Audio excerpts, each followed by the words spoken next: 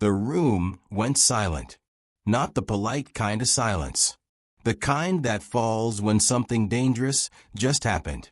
Professor Gerald Hargrove stood at the front of the lecture hall. Arms crossed. Jaw tight. He stared at the blackboard. Then he looked at the young man standing next to it. You developed it? You? A black boy? A sophomore? In a hoodie? Developed original mathematical notation. Nervous laughter from the back rows. Before we dive into this interesting story, kindly tell us where you are watching from in the comments. Also subscribe for more. The young man's name was Caleb Ware. 20 years, old black boy. Worn hoodie.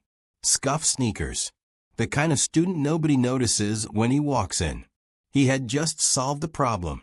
The problem. The one Hargrove had written on that board 6 weeks ago. The one he called, quote, extra credit for the ambitious. The one no student in 11 years had ever completed. Caleb had solved it in the margins of a spiral notebook. In pen. Hargrove studied the notebook. His face didn't show amazement. It showed contempt. Where did you copy this from? I didn't copy it, sir. I derived it, starting from the Strauss framework. The full derivation is on page 3. Hargrove snatched the notebook off the board rail. He studied it. 30 seconds. Maybe 40. Then he set it down, face down, like it offended him. This is plagiarized. Murmurs rippled through the rows. A girl in the second row held her breath. I can walk you through every step, Caleb said evenly. That won't be necessary. Hargrove's voice dropped low, the kind of low that fills a room. Sit down, son. The word son landed like a boot on a chest. He said it the way men say it when they mean nobody. I'd like the opportunity to explain my work, Professor. Hargrove turned his back to Caleb and addressed the class, as though Caleb had already ceased to exist. This, he tapped the notebook without picking it up, is a textbook derivative of Weil's method. The notation is lifted directly from Greenberg's 1999 paper. Whoever helped you with this did a sloppy job. That notation is my own, Caleb said. Still quiet. Still standing. I developed it independently. 14 months ago. Hargrove turned. Something shifted behind his eyes. Not doubt. Anger. You developed it. He repeated it slowly. The way professors repeat things to make a person feel small. You? A black boy? A sophomore? In a hoodie. Developed original mathematical notation. Nervous laughter from the back rows. The kind of laughter people produce when they're not sure who's actually in charge. I need you to leave my classroom. Professor. Now. Caleb picked up his bag. He picked up his notebook, the one Hargrove had tossed face down. He walked toward the door. Slowly. The way a man walks when he has nowhere he needs to run to. At the door he stopped. The error is on line 7, by the way. He didn't turn around. Your original equation. The one that's been on the board for 6 weeks. The upper bound is wrong. It's been wrong the whole time. 2 full beats of silence. Get out. He sat with the notebook open across his knee. And he kept writing. Inside, Hargrove had resumed the lecture. His voice was louder now. Clipped. The kind of loud that comes from feeling cornered by a 20-year-old. He paced. He talked. He tried to bury what just happened under a fresh layer of equations. But the students weren't looking at the board. They were looking at the notebook Hargrove had left on the desk. Face down. At 11:42 a.m., the door at the back of the lecture hall opened. Nobody noticed at first. A woman stepped in. Mid-60s. Gray blazer. Measured steps. A lanyard with an emblem. But the camera doesn't stay on it long enough to read. She stood at the rear of the room. She looked at the blackboard. She looked at the notebook on Hargrove's desk. She looked at the empty seat in the 3rd row. Hargrove turned mid-sentence and saw her. He straightened. Dr. Voss. I wasn't expecting you until Thursday. My flight changed, she said, pleasantly.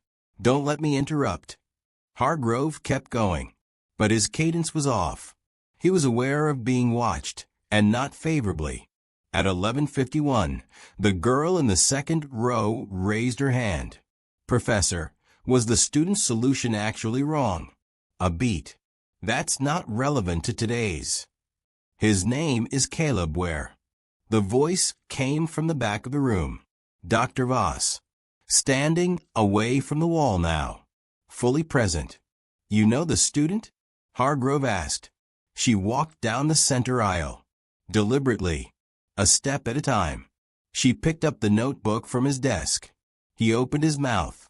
She didn't look up. She read. Page 1. Page 2. Page 3. I'll be contacting the dean's office, he announced, loud enough for the room to hear. Presenting unauthorized academic work as original research is a serious disciplinary matter, and I won't. Gerald. One word. Flat. Still. Final. He stopped. She looked up from page 3. Go get him. Hey. They want you back in. Caleb closed the notebook. He stood. He walked back through the door. The room was different now. You could feel at the moment he crossed the threshold. The air itself had shifted. Dr. Voss stood at the front, notebook in hand. She faced the class. My name is Dr. Eleanor Voss. I am the chair of applied mathematics at the Massachusetts Institute of Technology. The room didn't murmur. It stopped. I have spent 14 years working on a generalization of the exact problem written on this board. She pointed at Hargrove's equation. 7 months ago, this young man submitted a pre-publication proof to our department's open review forum, under a pseudonym, as our junior contributors are permitted to do. She placed the notebook on the front desk, gently, like it was something rare. The notation on page 2 is entirely his own. Our department spent 3 weeks verifying it independently. It held. The girl in the second row made a sound she didn't quite manage to swallow. Furthermore, Dr. Voss reached into her jacket and produced a folded letter.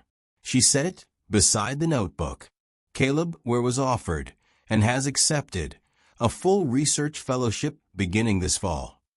She paused. He is not in this classroom because he had to be. Another pause. Longer. He is here because he chose to be. Hargrove hadn't moved. He was staring at the letter. His face had traveled through several stages in the last 60 seconds.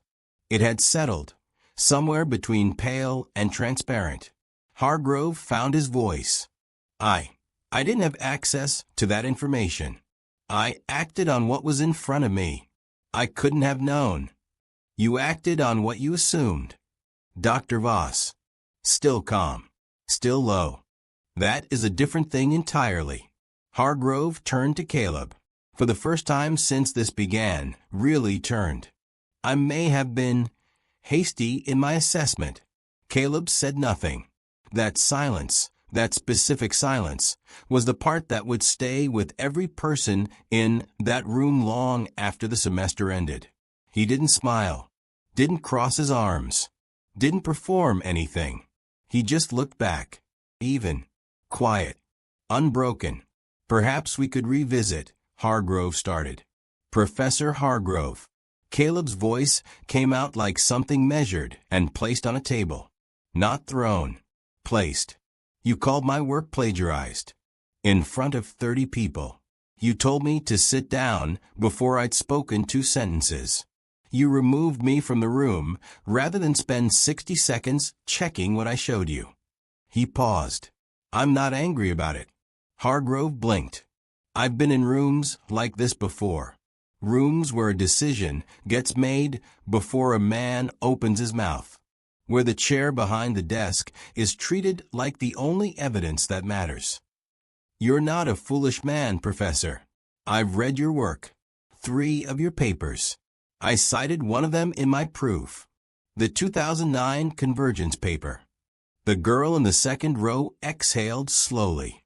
But being intelligent doesn't make a man fair. And a room that only recognizes the student who already looks the part. He let it sit for a beat. Isn't a classroom. It's a mirror. Caleb picked up his bag. He nodded once to Dr. Voss, the kind of nod between people who don't need words. He walked to the door. At the frame, he paused. He did not look back. The error's still on line 7, he said quietly. In case anyone wants to fix it. Here is what Hargrove taught his class that morning. Not the lesson he planned. A title without humility is just a costume. Authority without fairness is just noise. And the most dangerous man in any room is the one who already knows exactly who he is. Respect isn't given by a classroom. It's carried in.